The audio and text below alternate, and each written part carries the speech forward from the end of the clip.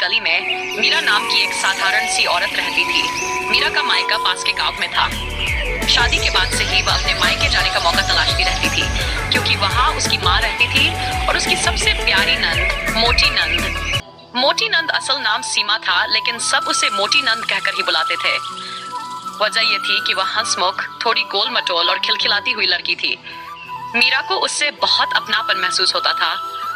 शादी के शुरुआती दिनों में मीरा को नए घर, नए रिश्तों और जिम्मेदारियों के चलते घबराहट होती थी, लेकिन हर बार जब मायके जाती तो माँ की गोदी और मोटी नंद की मस्ती से उसका मन हल्का हो जाता। एक दिन मीरा मायके पहुंची। माँ आंगन में बैठी सब्जी काट रही थी। मीरा को देखते ही माँ की आंखों में चमक आ गई। अरे मेरी लाडो आई, थक गई होगी, अब बैठ जा। मीरा माँ की गोद में सिर रखकर बोली, माँ ससुराल में सब ठीक है, पर कभी कभी बहुत अकेलापन लगता है। माँ मुस्कुराते हुए बोली, बेटी ससुराल जीवन का सच है, पर मायका तेरी ताकत है। जब भी मन भारी लगे यहाँ आकर हल्का कर लेना। इतने में मोटी नंद दौड़ती हुई आई। भाभी देखो मैं तुम्हारे लिए क्या लाई हूँ। उसने हाथ में पकड़ा गुड़ और मूंगफली का लड्डू मीरा के मुंह में डाल दिया। मीरा हंस पड़ी, तू तो हमेशा खाने का ही ख्याल रखती है। मोटी नंद शरारत से बोली, खाना ही तो सबसे बड़ा सुख है भाभी। नंद भाभी की शरारतें उस शाम दोनों बहनें मीरा और मोटी नंद आंगन में बैठकर पुराने किस्से सुनाने लगीं। कभी खिलखिलाकर हंसती तो कभी चुप होकर आसमान के तारे देखने लगती।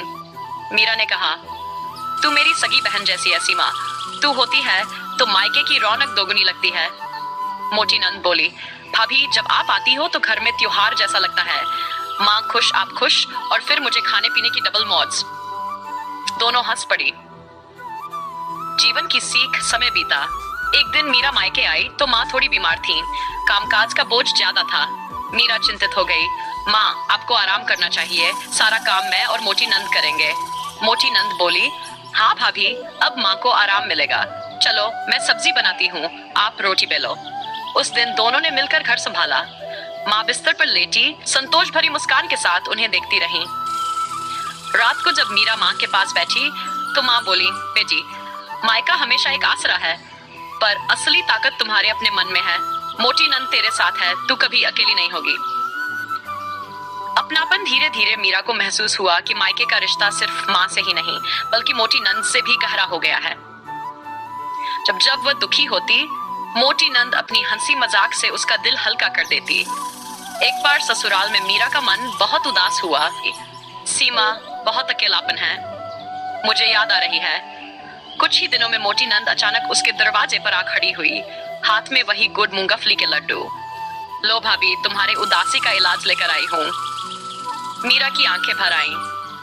वह समझ गई कि मायके का रिश्ता सिर्फ जन्म से नहीं बल्कि दिल से जुड़ा होता है। मीरा जिम्मेदार और मजबूत औरत बन गई, पर मायके, माँ और मोटी नंद की यादें उसके दिल में हमेशा एक मीठे गीत की तरह गूंजती रहती। मीरा अक्सर कहती, ससुराल मेरा जीवन है, लेकिन मायका मेरी सांस है, और मेरी मोटी नंद उस सांस की हंसी है। ये थी मायके आई मोटी नंद की कहानी। अगर आपको ये कहानी पसंद आई हो तो लाइक, शेयर और सब्सक्राइब जरूर करें।